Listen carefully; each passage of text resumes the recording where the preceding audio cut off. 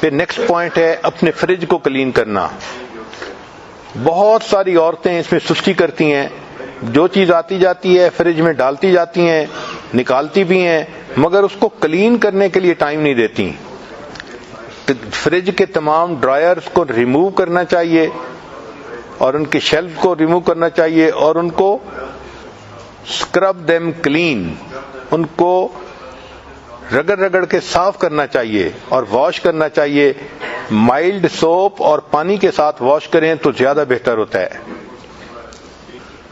Fridge میں جو چیزوں کو پلیس کرنا ہے ان کو بھی آپ آرگنائز کر کے پلیس کریں تاکہ چیز کا نکالنا آسان ہو جائے.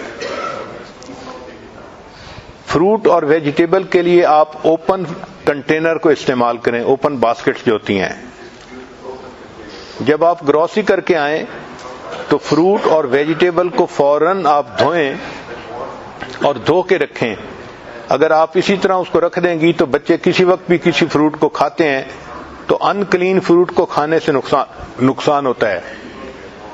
اور ویسے بھی یہ بات ذہن میں رکھیں کہ آج کل کے زمانے میں زیادہ پروڈکشن لینے کے لیے بہت سارے سپرے کیے جاتے ہیں ویجیٹیبلز کے اوپر اور فروٹ کے اوپر، اور وہ جو سپرے ہوتے ہیں وہ پوائزنس ہوتے ہیں. اگر اس چیز کو اچھی طرح واش نہ کیا جائے تو اس کے کنٹینٹس بچوں کے جسم میں جا کے ان کو بیمار کر دیتے ہیں.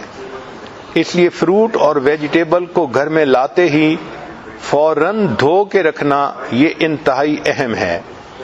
اگر آپ اسٹرابیری گھر میں لے کے آئی ہیں تو اس کو ونیگر پانی کے ساتھ دھوئیں تو اس کی جو فریشنس کی لائف ہے وہ لانگر ہو جاتی ہے.